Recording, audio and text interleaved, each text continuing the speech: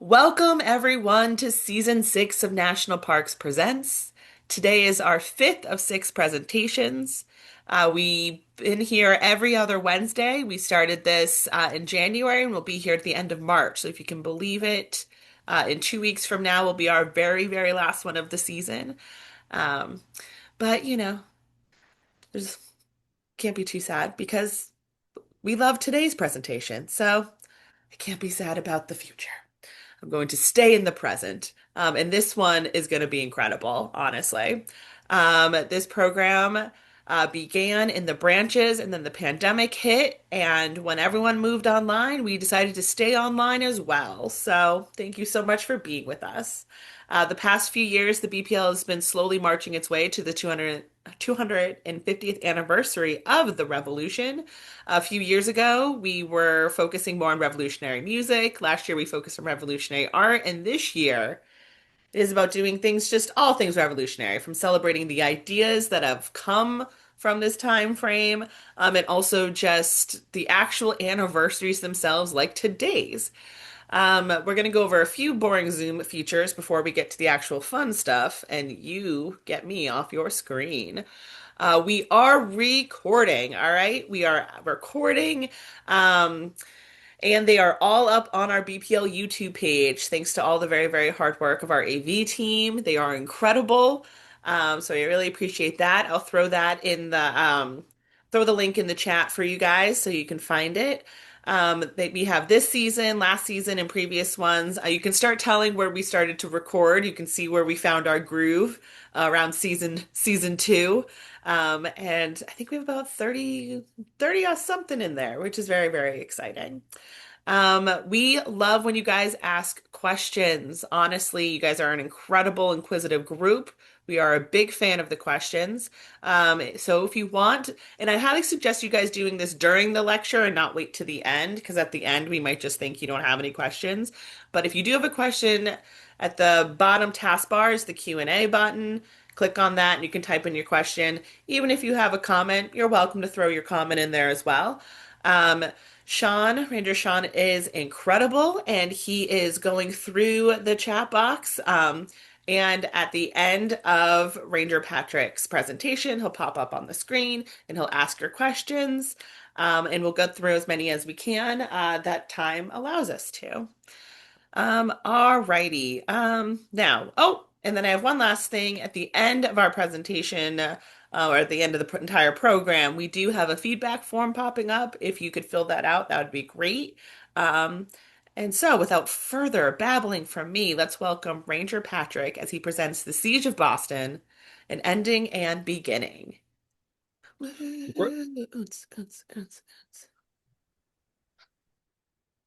great. Thank you so much. And I'm glad to be with everyone this evening to talk about the seizing of the Heights of Dorchester, the penultimate event in the end of the Siege of Boston. And of course, in just a few days, March the 17th, we will be celebrating the 250th anniversary of Evacuation Day and the British Army leaving Boston for good, one of the most important events in the entirety of the American Revolutionary War.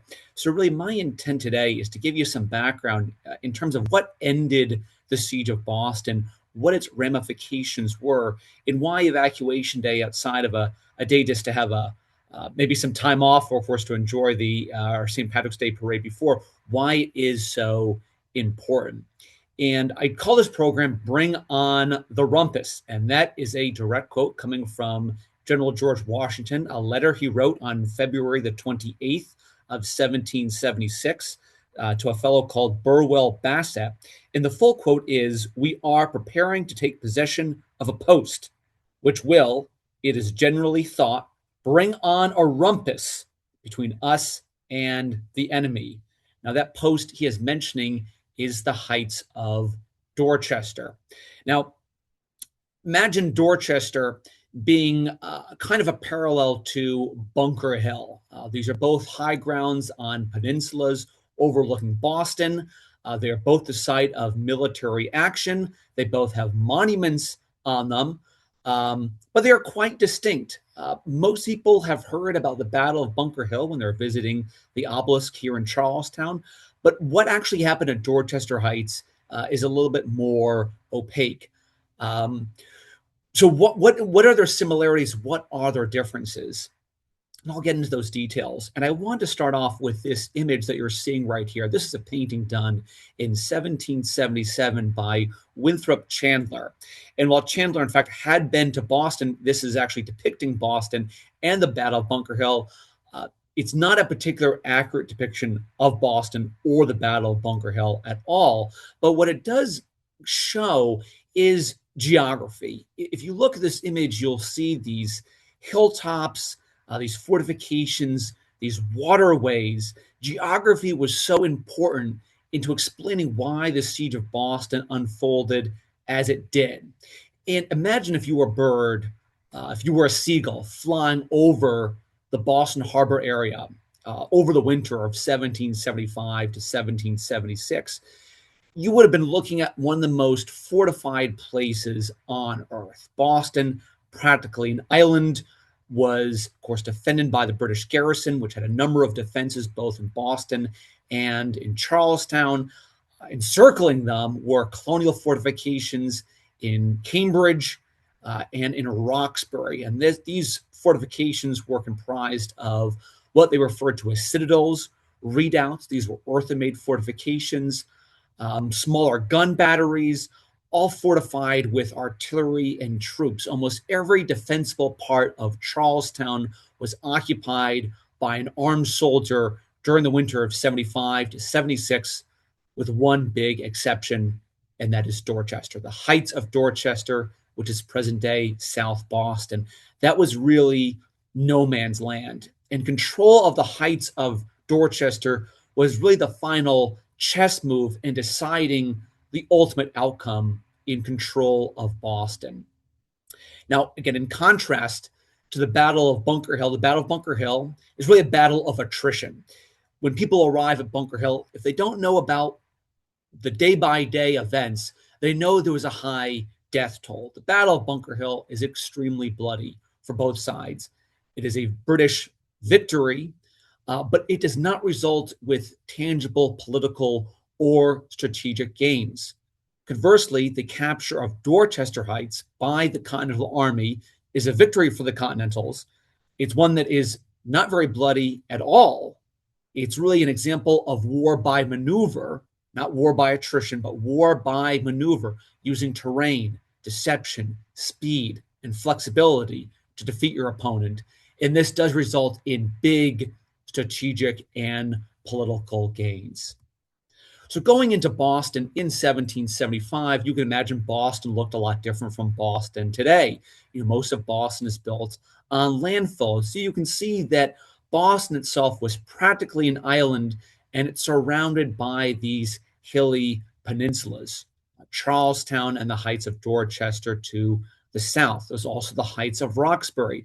So really three high points encircling Boston. If you could control at least two of these high points around Boston, you will control the fate of Boston itself.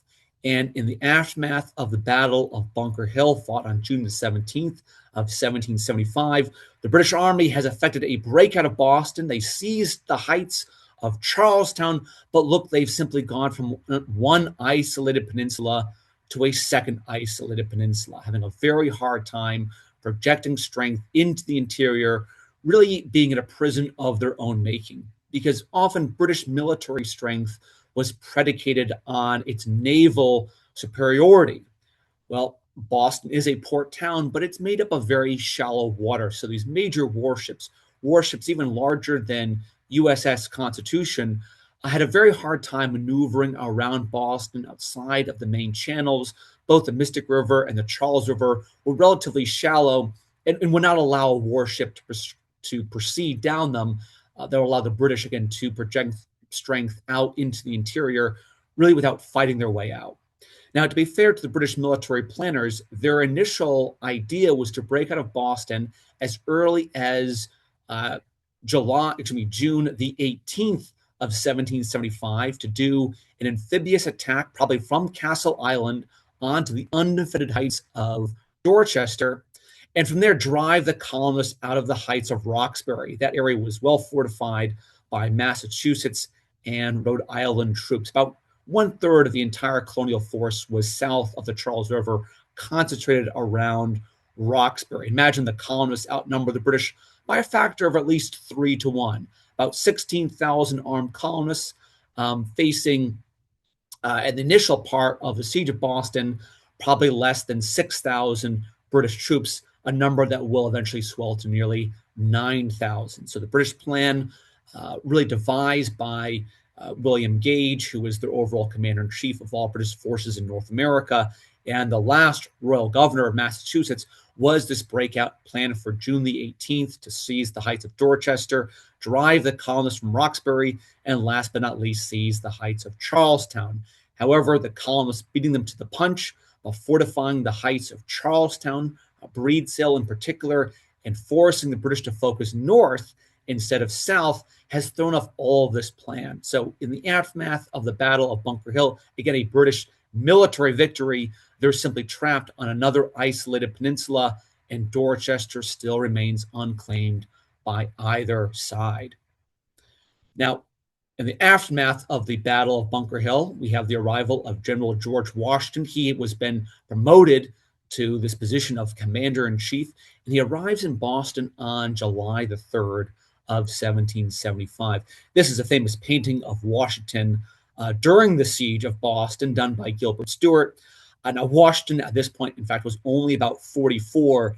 He wasn't this much older man you were seeing, because Gilbert Stuart did this painting long after the war, and the models he had of Washington were of him as a much older man. Also, Gilbert Stuart was using his own body as a model. That's why there's kind of a discrepancy between the size of Washington's head and the rest of his body. But Washington's challenge now is to take command of these disparate factions of this colonial force made up primarily of New Englanders, and to really mold them and shape them into the Continental Army. And this will be quite a challenge. In fact, Washington will later say, "I have often thought how much happier I should have been if I had taken up a musket and entered the ranks." So for his own peace of mind, he probably would have preferred to serve as a foot soldier, not as a general. Now, really given this challenging task, how was he going to get the British out of Boston? Especially as the number of troops he has fluctuates. Again, he is starting with a numerical superiority over the British of maybe 16,000 more men. Now, while there won't be any major battles like the Battle of Bunker Hill, a major factor in attrition for soldiers is disease, as it was for all armies in the 18th century. You know, much better chance of dying of disease than dying as a result of combat-related wounds. Also, many of these troops who have signed up for a period of only 8 months, meaning they have enlisted in the aftermath of the fighting at Lexington and Concord. That's April. By December, a lot of these troops have to go home. And so Washington's army gets smaller and smaller while he's trying to replenish his ranks and kind of reaching a parity with the very troops he's besieging, whose numbers, in fact, are actually increasing. So quite challenging. His headquarters for much of this time will be what's known now as the Longfellow House in Cambridge. You can now visit that. It is a site run by the National Park Service. But probably a bolster to his confidence and probably the ideology the colonists are fighting for is the publishing of Common Sense in December of 1775, which is written by Thomas Paine. It's very short, only about 50 pages. In a year's time, there's more than 500,000 copies in print, which is an awful lot when you consider the entire population then of British North America was only 2.5 million, and a fifth of that population was enslaved. Now, this tract written by Paine is really making the cause for liberty, that there needs to be a clear separation between the 13 colonies and Great Britain. And perhaps that's something you're mulling over if you're a member of the Second Continental Congress, but you're not going to declare independence until you have something to show for it, until you can win a military victory. The colonists at Bunker Hill have showed the British they're willing to fight for what they believe, but they haven't won a major battle yet. There's no sense declaring victory if the British are still in possession of Boston. So how to get them out? Well, kind of a brief word about the defenses. I mentioned these defenses circling Boston was comprised of terrain that had been dug in on the various high points. So here we're seeing from Winter Hill all the way down to Prospect Hill, and that will be very close to Washington's headquarters, and that's often referred to as the Citadel. It was the largest single defended area. And in fact, on January the 1st of 1776, once George Washington hears about King George III's announcement and his proclamation to Parliament that the colonists are in a state of rebellion and that he will do all within his power to put out this rebellion, there is the raising of the Grand Union flag. So before there was the Stars and Stripes, there was the Grand Union flag, 13 stripes, but what you see are the cross of St. George and St. Andrew. And this will factor as function as the flag of the Continental Army until the Stars and Stripes are adopted on June the 14th of 1777. That is Flag Day. This flag raising is still commemorated at Prospect Hill in Cambridge, in Somerville.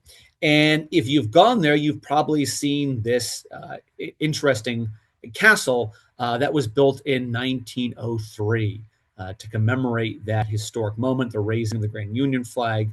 Again, this being the main defensive area for the colonists north of the Charles River. It's also where a lot of the British POWs who were captured after the Saratoga campaign will be imprisoned. And that does include General John Burgoyne, who I'll mention a little bit later on. If you want to see any of the remaining colonial defenses that would have been north of the Charles River, there is Fort Washington Park in Cambridge. You kind of have to search around to find it, but here you will see the only earthworks left, the remains of the colonial fortifications. And this was a very small 3-gun battery that was defending the Charles River. If you go there now, you will still see 3 cannons, obviously not the 3 original cannons, but it kind of shows you the dimensions. These fortifications varied greatly in size. This was one of the smaller gun batteries just opposite another fort across the Charles River in Brookline. Now, south of Boston were the defenses of Roxbury, in particular Fort Hill. And that was one of the highest areas then in Suffolk County, more than 300 feet above sea level. And Fort Hill, Washington considered to be the best defensive area in the earthworks around Boston. Again, imagine that this is the cork keeping the British bottlenecked in Boston. The British have their own defenses just south of the neck of Boston, but you see that narrow choke point. The British Army really could not muster in strength out of Boston as long as the colonists controlled the high ground just south of it. If you go there today, you will see this interesting feature. This is, in fact, a water tower that was built in 1869, but there are little concrete slabs that demarcate the dimensions of the fort that was built there. And General John Thomas, who later on will become a key player, had his headquarters nearby. Now, Boston itself was defended by the British garrison. Those numbers will go from about 6,000 plus during the Battle of Bunker Hill to nearly 9,000. These are all troops that are coming in from Great Britain, crossing the Atlantic Ocean.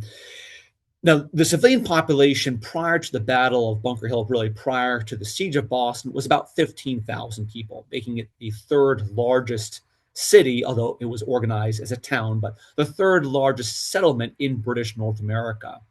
That civilian population will go down to about 3,000 people during the Siege of Boston.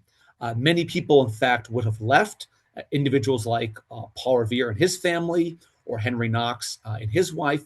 Conversely, many loyalists would have come into Boston seeking aid and protection from their government troops. And many of the individuals in Boston were, in fact, the dependents, the wives, the girlfriends, the sweethearts, the children of the British garrison. Um, this siege was very tough for the British garrison in Boston because being trapped, they're relying on a supply line that's nearly 3,000 miles long. They have no access to fresh food. They have no access to timber. And that's very important when it comes to the siege over the winter because it's obviously very cold in Boston.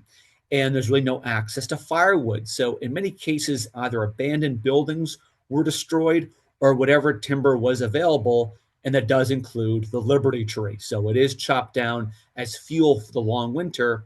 Many of these soldiers were, in fact, camped out on Boston Common.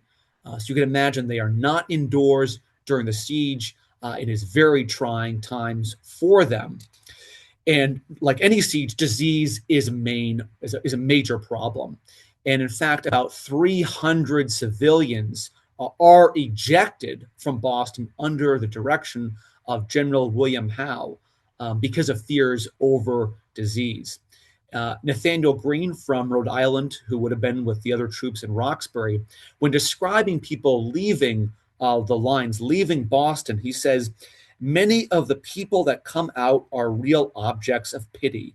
Their suffering has been exceedingly severe, especially among the poorer sort.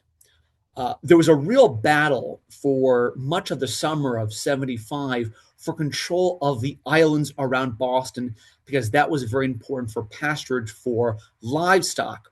Well, once those islands are no longer available, whatever livestock in Boston is soon being eaten. That included the horses belonging to the British soldiers. Many of them were quartered, in fact, in the Old South Meeting House.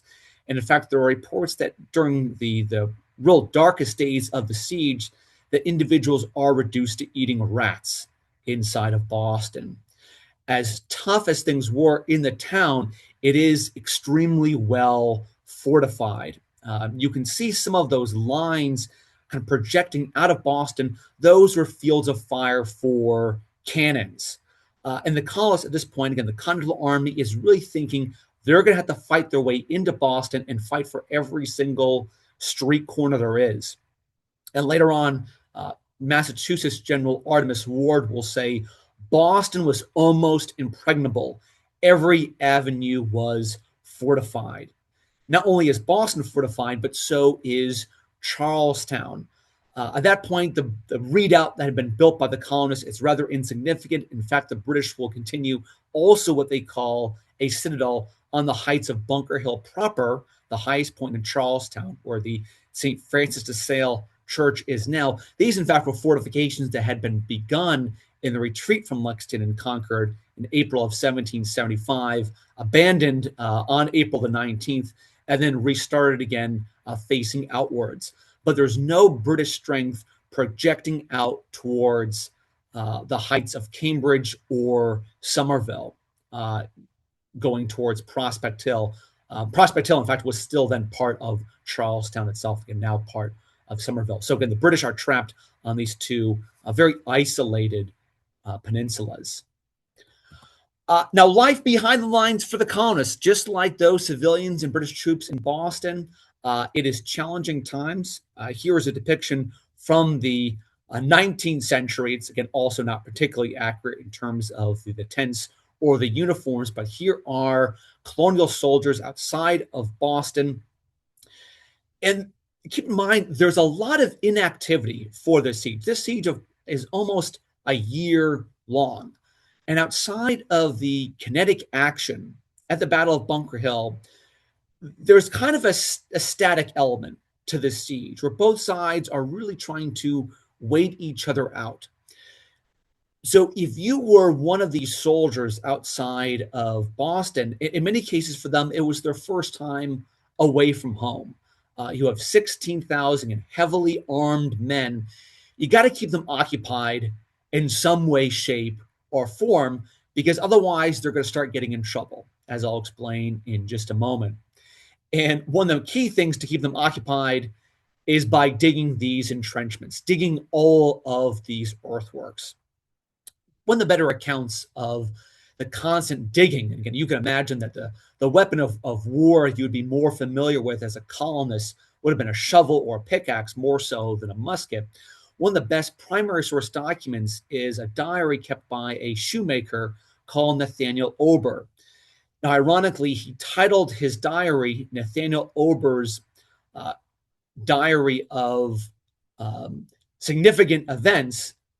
The most common entry in his diary is nothing significant happened today, because it is a static defense outside of the fortifications. And Nathaniel Ober makes note of fortifying Malden Hill, was then called Plowed Hill, and also areas around Cambridge, under the pretense the British were about to attack out of Charlestown, and thus these defenses were required to kind of ward the British off. But in almost every regard, he marks this as being a false alarm. Just because there's not a lot of kinetic action does not mean that death does not stalk the lines. Again, as I mentioned before, disease was a major concern. And in 1 week in June in 1775 alone, Ober makes mention that more than 12 men had succumbed to disease. And disease would have included dysentery and smallpox. Also, he mentions how one of the Continental soldiers was shot by another Continental soldier, an example of friendly fire, because he failed to answer when hailed by a picket line. So someone was a little bit nervous behind the trigger and shot one of their own men. Another officer is not killed, but he actually discharges his own weapon, an example of a negligent discharge while cleaning it. So even if you're not in battle, you still run the risk of death. There's also desertion on both sides that Ober makes mention. In some cases, British soldiers come over trying to desert and in turn are away. In other cases, they are welcomed. Using propaganda of the time, the Continental Army was trying to get many British soldiers to desert and saying that they should exchange Bunker Hill for Prospect Hill, that there would be better pay, better land available. And so desertion does happen. Also, there is desertion in the opposite direction. And Ober makes mention how a Frenchman has deserted the Continental Army and joined the British instead. Despite kind of these brief moments of excitement, as I mentioned, that during periods of great inactivity, when there's also weapons and alcohol involved, there's going to be problems. And there was a lot of punishments doled out for soldiers who step out of line. And this includes flogging from either 20 lashes to up to 78 lashes for crimes that would have included theft, disturbing prayer, or desertion. Normally, if more serious examples of theft or desertion and one was caught, the punishment was being drummed out of the army. Also, Ober makes mention of one woman who was, quote, decked for wanton behavior. So perhaps an example of the many camp followers that would have been around all of these soldiers. Another example of punishment, and this one, it seemed, was given to those who disrespected their officers, was riding the wooden horse. And this essentially was sitting on a sawhorse, except the wood was pointing upwards towards the sufferer's crotch. So sitting with one arm tied behind their back on this object was quite painful in the long term. Again, these were all ways of trying to keep this embryonic force, giving them some discipline when discipline was often lacking. The British perspective of the colonists was not exactly flattering. This is an example of a cartoon published in London in 1776, showing the colonists behind the lines looking fairly bedraggled. You see one wearing a Liberty cap, one has a flag with the Liberty tree on it. The man in the Liberty cap is saying in his cartoon bubble, "I swear it's plaguey cold. Jonathan, I don't think they'll attack us. Now you." In answer, another soldier says, "I fear they'll shoot again." And yet another says, "I fear our general is a laborer in vain. Now, the ditty at the bottom says the Yankee Doodles. Remember, Yankee Doodle was a name intended to mock the colonists as country bumpkins. It's a little bit of a ditty, a little stanza. The very first part reads, "Behold the Yankees in their ditches, whose conscience gives such gripping twitches. They're ready to be crap." The word's not be crap, but I'll use that for this program. Be crap their britches, Yankee Doodle do. So, despite being kind of on the back foot, despite being besieged, the British did not believe those besieging them, the Continentals, to really be an effective fighting force.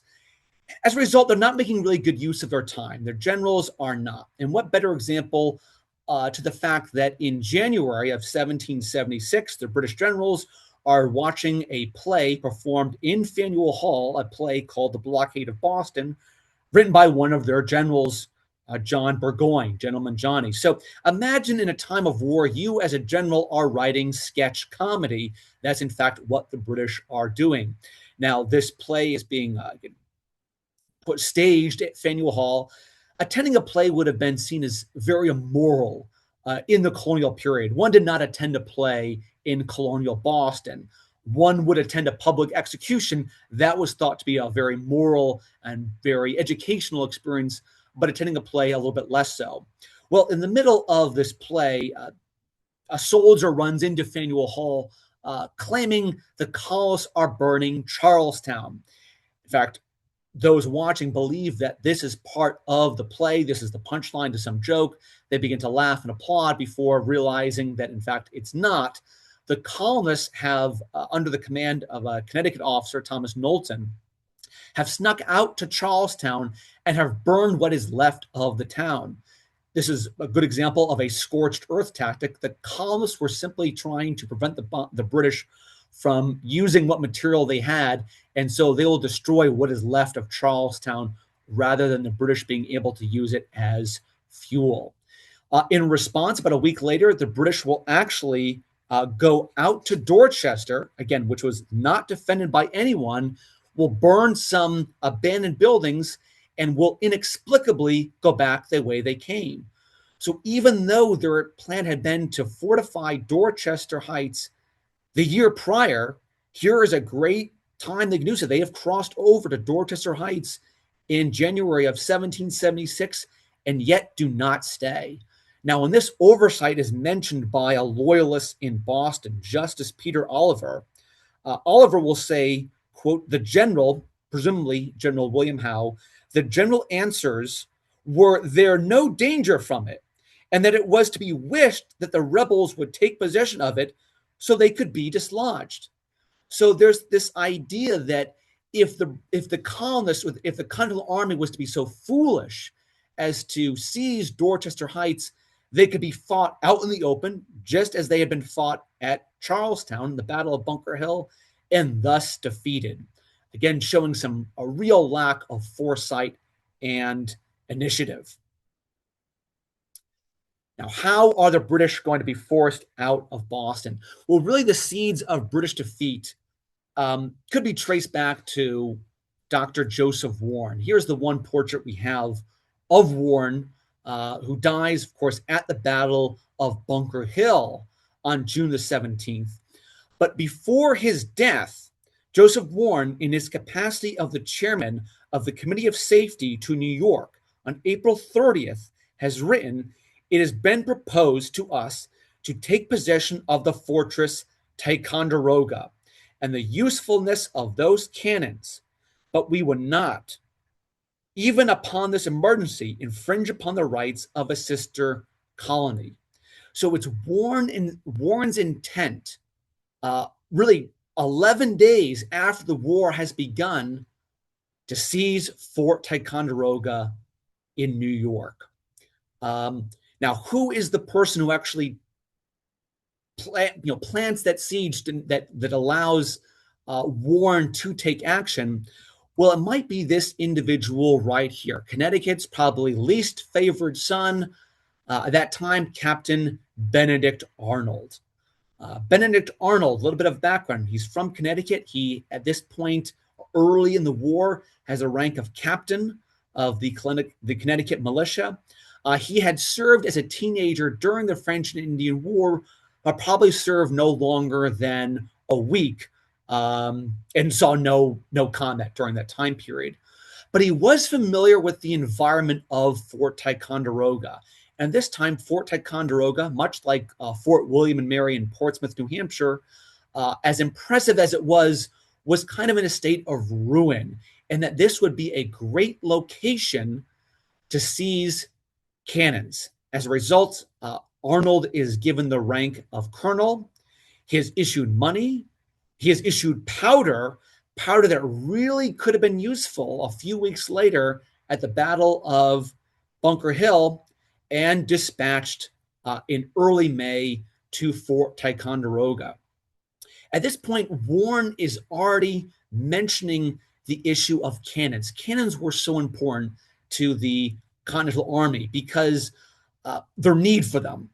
4 cannons, in fact, had been stolen before the fighting at Lexington and Concord in April of 75. That's what the British are looking for in their march to Concord. Later on, 6 cannons would be employed at the Battle of Bunker Hill, and all but 1 would be lost. So even before that, Warren knows that cannons are really important. That is a fact understood by him. It is a fact understood by Washington and by Arnold. So Arnold is now going to go to Ticonderoga. Now, Ticonderoga factored highly in probably the psychological makeup of colonial Americans in the 18th century because the battle fought there during the French and Indian War. The fort was located between Lake Champlain and Lake George. The name Ticonderoga itself is derived from an Iroquois word, kind of meaning a place between 2 waters. And Ticonderoga dominated the land between Lake Champlain and Lake George. So if you needed access to those lakes, you needed access to the fort. Now, the French actually called it Fort Carillon. It was built in 1757, and the battle fought there in 1758 was a colossal disaster for the British. In fact, more British soldiers are killed trying to seize the fort. In fact, they're all killed on the outskirts of the fort near the earthworks. More of them will be killed, twice the number that are later killed at the Battle of Bunker Hill. In fact, it's George Augustus Howe, the older brother of William Howe, currently leading the British in Boston.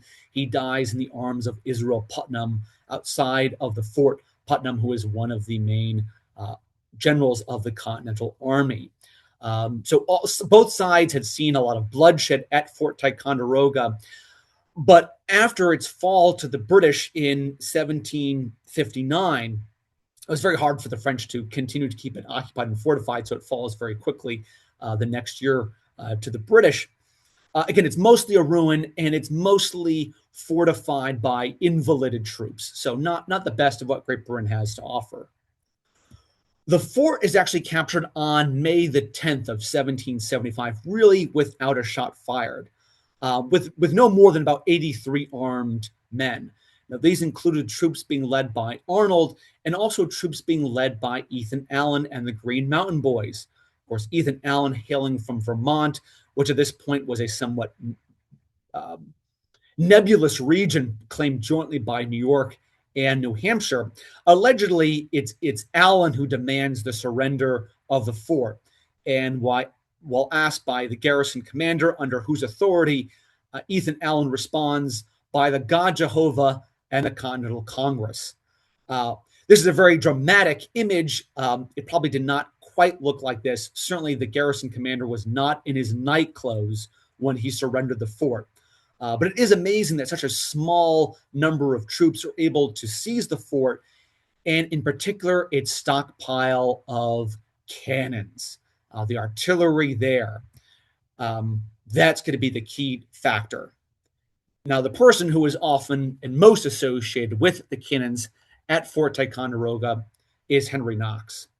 Now, after the fort had been seized by Ethan Allen and Benedict Arnold, again, the Green Mountain Boys really stick around until the alcohol runs out.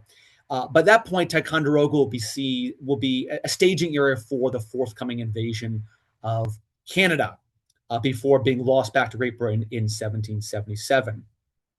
But going now to Henry Knox. So a little bit about Knox. Knox, at this point in the siege of Boston, has no official rank. He's trying to get commissioned in the Continental Army. He has escaped from Boston. He owned a bookstore there, the London Bookstore. He's escaped with his wife, Lucy Flucker, who came from a prominent Loyalist family. In fact, her marriage to Knox has resulted in an estrangement. So, in fact, once Lucy leaves Boston, she'll never see her parents ever again. So, the siege of Boston really has divided families apart. Now, Knox is a rather striking fellow. He would have stood out in a room in 1776 because he's 6 feet tall and he weighs more than 250 pounds. He had also blown off 2 of his fingers by accident, probably while bird hunting.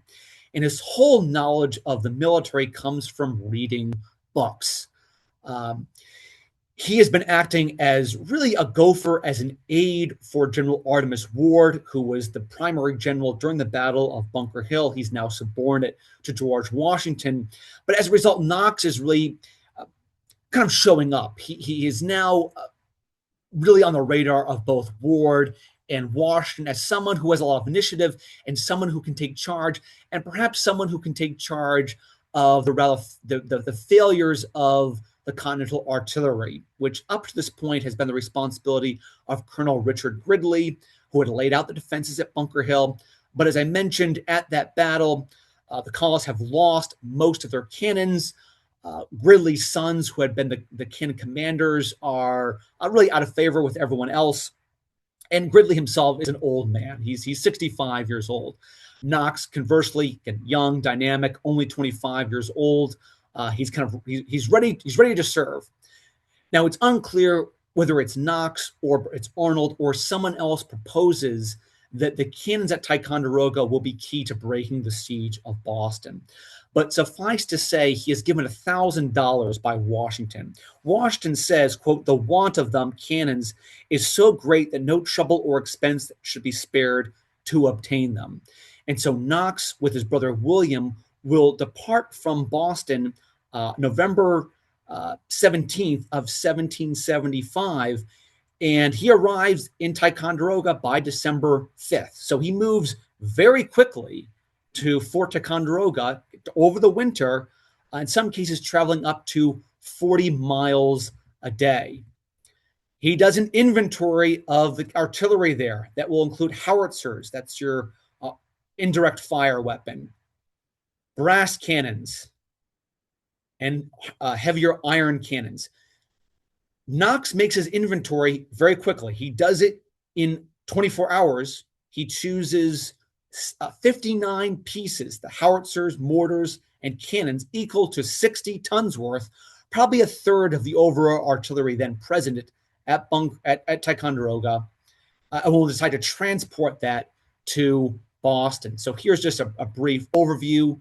Again, a few of the howitzers, some smaller, more mobile mortars, and then the really big iron cannons, the cannon barrels being up to 5,000 pounds.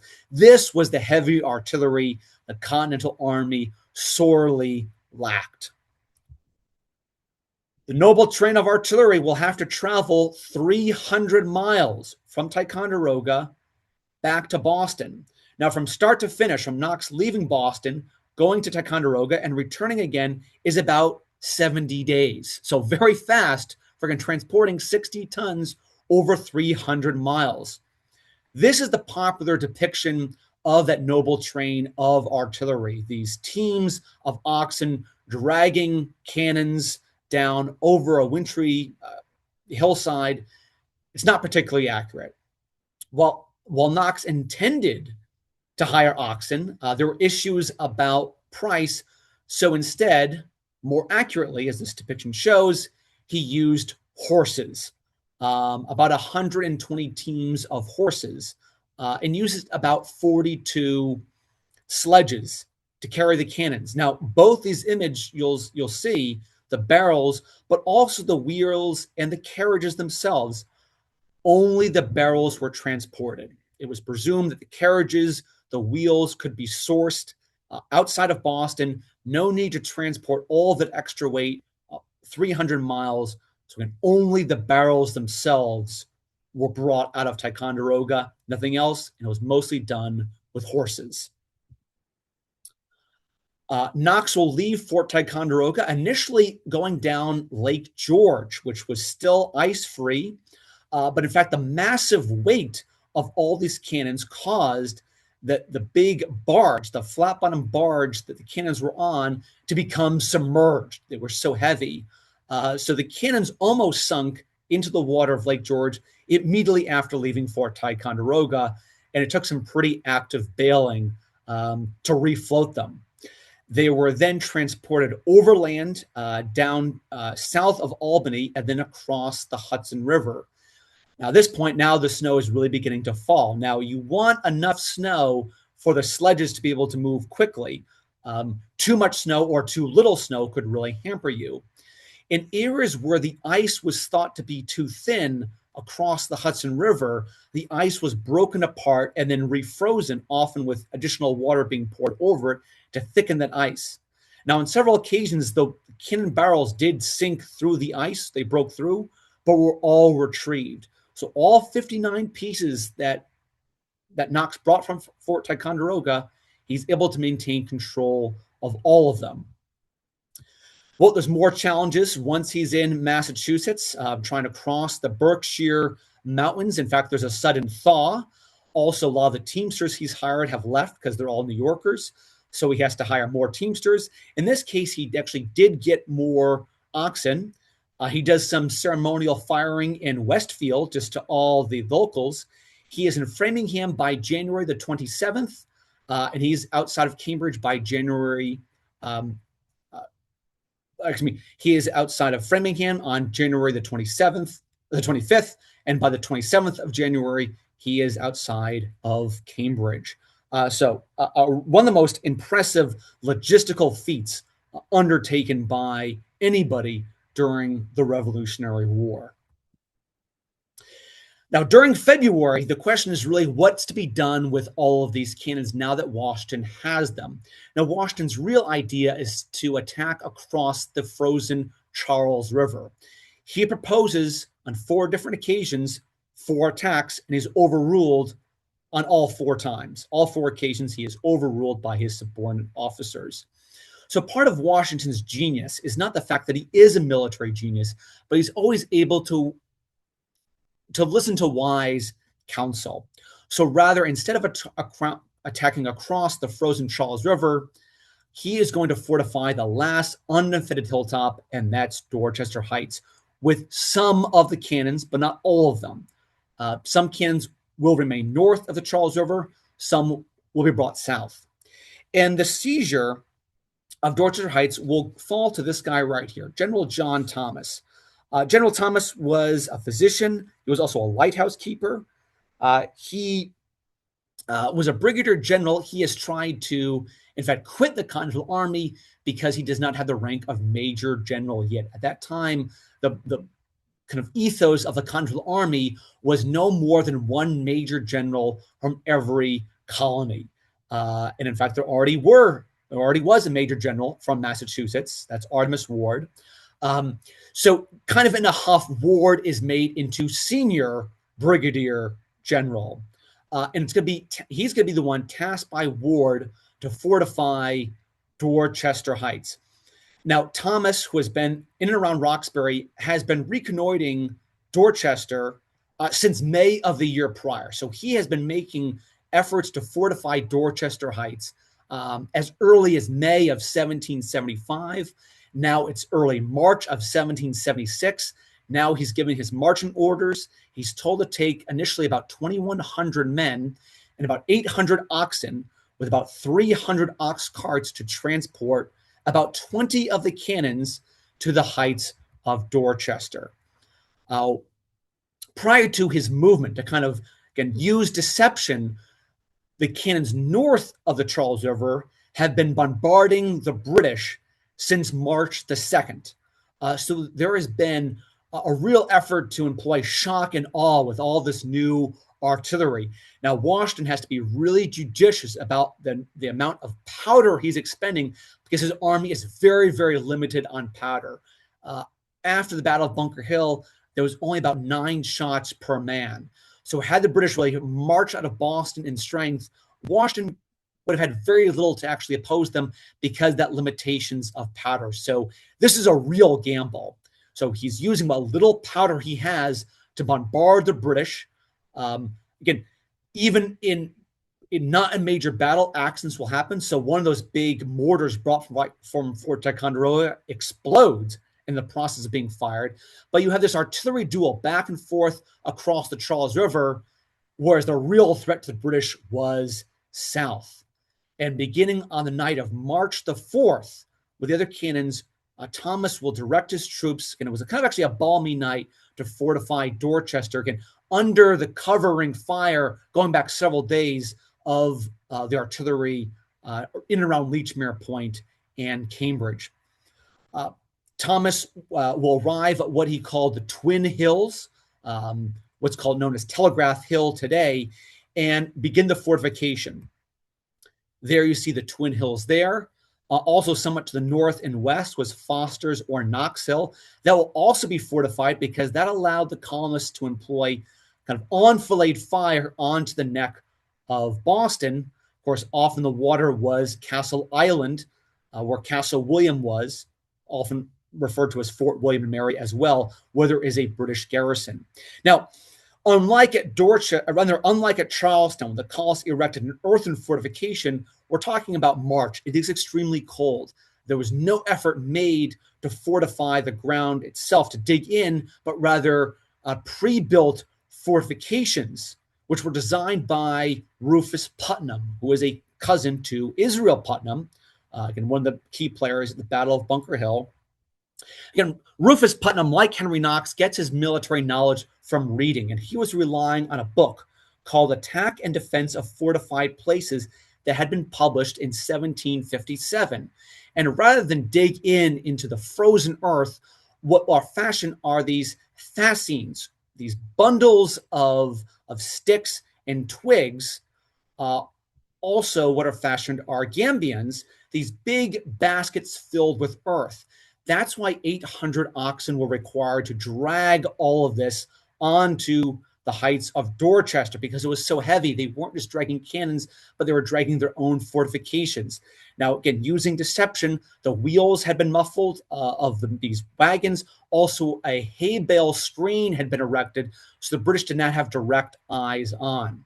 Well, the next morning, of course, the British see now there's a fortification overlooking Boston where there wasn't a fort before. And William Howe in Boston exclaims, "My God, these fellows have done more in a single night than I could get my army to do in 3 months." Howe estimates that this is the work of nearly 14,000 men, a massive exaggeration. And initially, it's the work of roughly 2,100. That number will swell to more than 8,000 in the end. Now, one of those reinforcements who joins General Thomas is, in fact, his young son, John Thomas Jr., who was only 10 years old.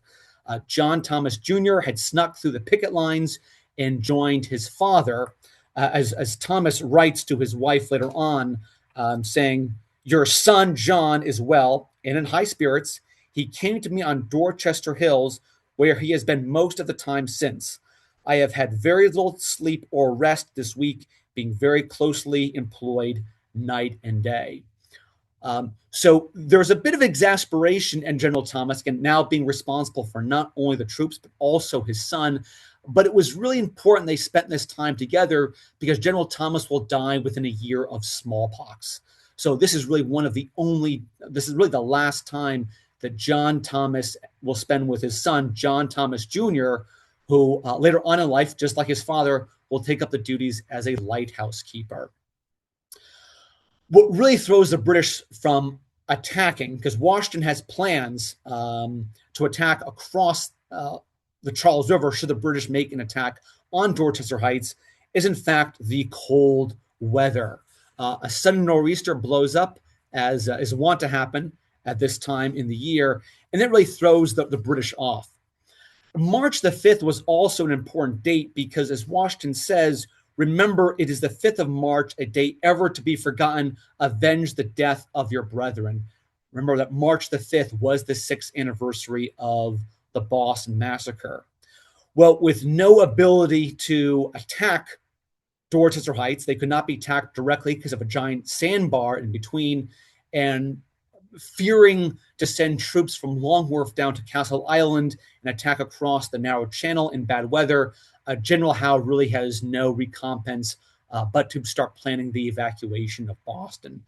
That doesn't mean he's going to do it quietly. In fact, there's another whole night of artillery bombardment, and Knox Hill in Dorchester, the one hill, will be impacted by more than 700 cannonballs, of one of which, in fact, cuts 4 Continental soldiers in half with a single shot.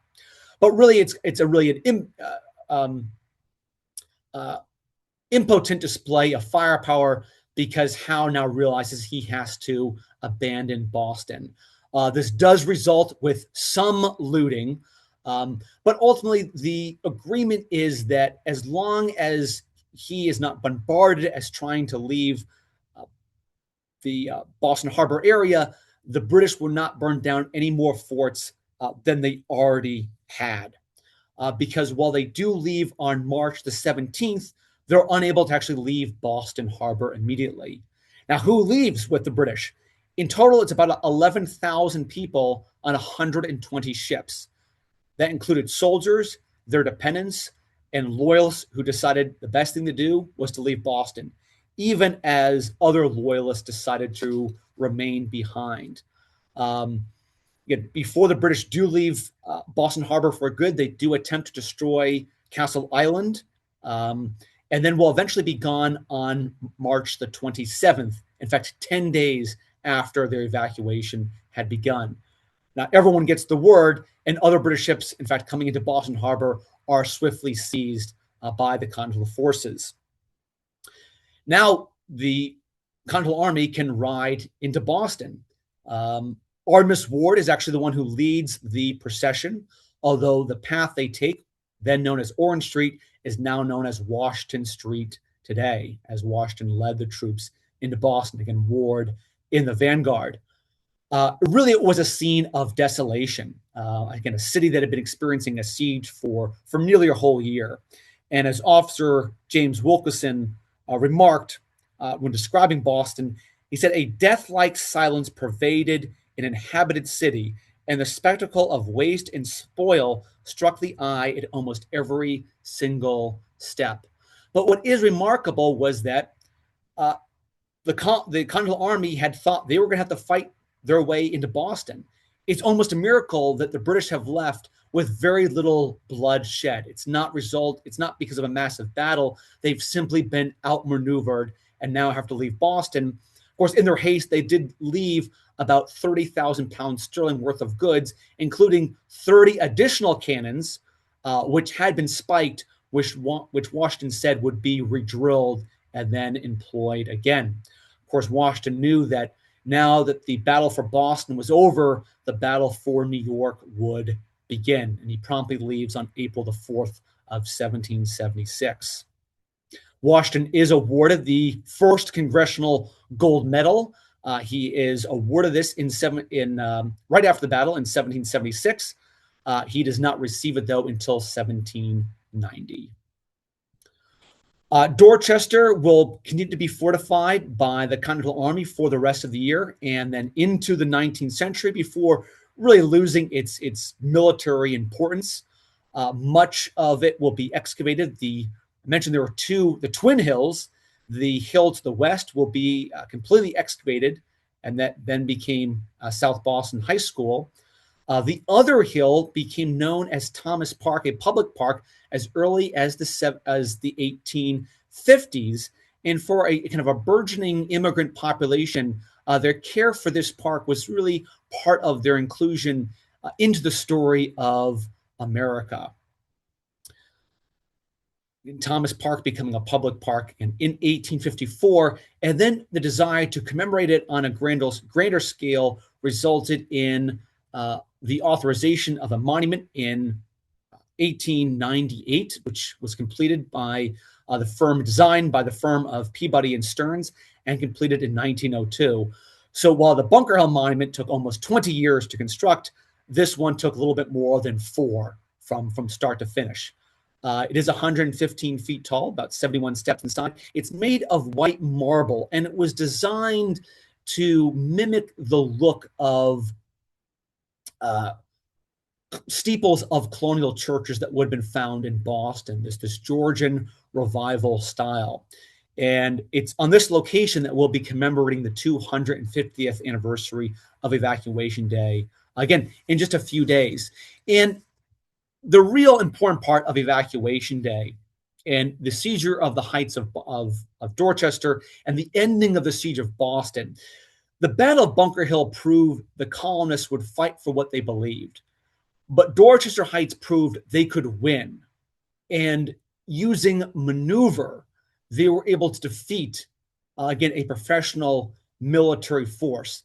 And it's really this victory that will convince Congress to then adopt a Declaration of Independence only a few months later. So the bold action it took to fortify Dorchester Heights results in a parallel bold action to sign and adopt that Declaration of Independence. And it's really this action and the Siege of Boston and its ultimate conclusion transforms the struggle from a localized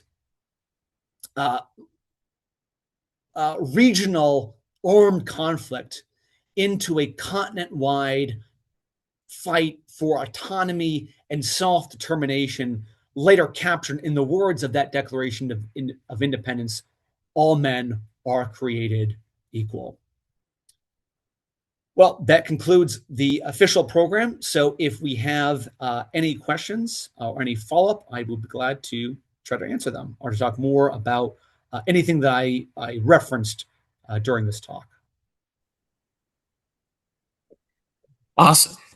Well, Patrick, as always, thank you for a very informative presentation. You know, a lot of really positive comments, a lot of chatter, which is wonderful. We do have a ton of questions. Unfortunately, we're not going to get to them all, but I'm going to do my best to get to as many as we can. All right. So this is a quick one. Do you happen to know what the estimated height of Dorchester Heights is? Why the British were not able to elevate and fire into the Patriot cannons? Yeah, that's a great question. I believe the height in 1775, 1776, it was certainly higher than the heights of Dorchester. So more than 120 feet above sea level. And much like the Battle of Bunker Hill, despite having all these big warships, ships of the line, these guns were simply not capable of elevating high enough to hit this hilltop directly. Also, by seizing Dorchester Heights, because the tide fluctuates so greatly throughout the day, that any artillery at Dorchester Heights would be able to fire directly down on any ship directly in Boston Harbor. Those ships were now greatly imperiled. So not only could the kind of indirect fire weapons, the mortars, the howitzers fire indirectly into Boston, all the ships themselves would come under direct fire. And there was really a jeopardy that the Royal Navy could not sustain, thus requiring the swift evacuation of Boston. Got it. Great. Thank you. Did have a couple of questions that I think were kind of similar, so I'll try to summarize them. Um, so could you just elaborate a little bit more? I know you touched upon it, but elaborate a little bit more on why exactly the British didn't fortify Dorchester Heights and why it wasn't occupied for so long? Yeah, it just shows a lack, I think, of initiative and foresight. As mentioned, this was always part of the British initial plan for breaking the siege of Boston. And I can only think that the psychological after effects of the Battle of Bunker Hill really did a blow to their confidence. The British soldiers who actually fought in the Battle of Bunker Hill, they call it a complete victory. It's the generals who only talk about in terms of cost. The cost is more than we can bear, a hill too dearly bought. They just really make no other attempt to break out of Boston. And using the earlier quote that I used, it seemed to be this idea that even should the colonists fortify Dorchester, they could be defeated there and again brought to some sort a battle that would somehow be to the benefit of the British troops. Um, it's conceivable had the heights been fortified earlier, the British might have had more of a wherewithal to attack. But I think by the late winter of 1776, the realization was that Boston was not the place to regain control of British North America. At this point, the invasion of Canada has been a failure on the part of the Americans. Conversely, the British have failed to get a toehold in North Carolina. They have failed to take Charleston, South Carolina. I think for them, the realization at that point is New York is really going to be the critical linchpin. Control of New York City is going to really be where the strategy is for the next year, and that they were all too willing at that point to abandon Boston, regardless of the outcome of 1776.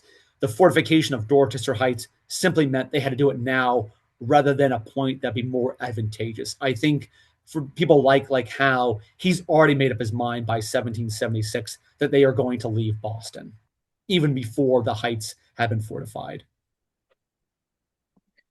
Great. Awesome. Thank you so much. So I think I think we have time for two more questions. I did have two questions specifically, and this could be a quick one, but are you familiar or have you ever heard of Colonel Ebenezer Crafts, who was from Sturbridge, Massachusetts, and Craftsbury, Vermont? Someone had a question about them and whether or not if you know if they participated in the siege or not. No, that's unfortunate. It's a name I'm not familiar with. Okay, no worries. All right. I'm always learning So, more. yes, always down to do Park that. Rangers, we always have to learn more. There's always someone who knows more than we do. So true, so true. Um, Okay, and then let's do this last question here, and I apologize for those who we did not get to. There were plenty of questions. We really appreciate you submitting them. I tried to answer as many of them as I could throughout the presentation. But in the interest of everybody's time, I think this is a fun little exercise where obviously you can't exactly know, but in kind of your research, your reading, if the cannons hadn't been brought into Dorchester Heights, how much longer do you think that the siege might have lasted? It certainly would have lasted into, I think, the summer of 1776. Again, this is just conjecture. I think the British would have decided to abandon Boston, regardless, kind of knowing that New York would really be the center of operations later. It's conceivable they would have maintained some sort of maybe token force there, and then with reinforcements coming from Europe, attacked New York, and then again tried to control both towns at once. Really, the story of the American Revolution is the British are at one point or another able to control all of the four cities of British North America: New York, Philadelphia, Boston, and Charleston. They simply never have enough assets to control more than two of them at any given time.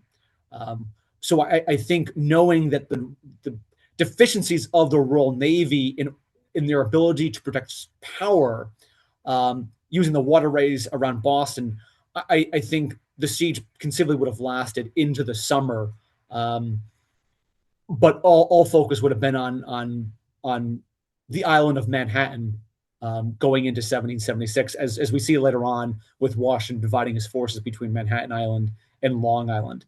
Control of New York and the Hudson River had far more imperative for the British. But again, the British only in Boston because really the war begins in this area. That Boston being the most restive and most violent prone of these towns. That's the reason why it starts here. But it's once troops are in here, they're in a prison of their own making, and the realization in time was it'd be a fool's errand to stay any longer than they absolutely had to. Great. Well, again, thank you for that well thought out historic conjecture. We appreciate it. All right. So with that, in every interest in time, again, I appreciate all the questions. I apologize we could not get to all of them. Thank you so much, Patrick, as a lot of the comments were coming in, wonderful presentation. You are a great interpreter, and it's well sourced with a lot of wonderful images. So we do have, obviously, we are coming up on the 250th anniversary. We do have a list of events. and those the link to those events has been dropped in the chat. Thank you, Karen, for sharing it, as I accidentally sent it to only hosts and panelists, which we're all pretty aware of what's going on. So thanks for copying and pasting and sharing for everybody. Looking forward, hopefully we can see you all in person. Thank you everybody for coming tonight. And with that, I'm happy to turn it over to Karen to close this out. Goodness. Totally have your back because you can answer all the other questions that came rolling through that I can't. I was like, I can do this. Ranger Patrick, this was absolutely epic. I am obsessed with the presentation. And honestly, it's my all-time favorite program. I do a lot of programs. I'm a system-wide programs librarian. I'm not supposed to have a favorite. But much like how I'm definitely my mom's favorite child, this is absolutely my favorite program of all time.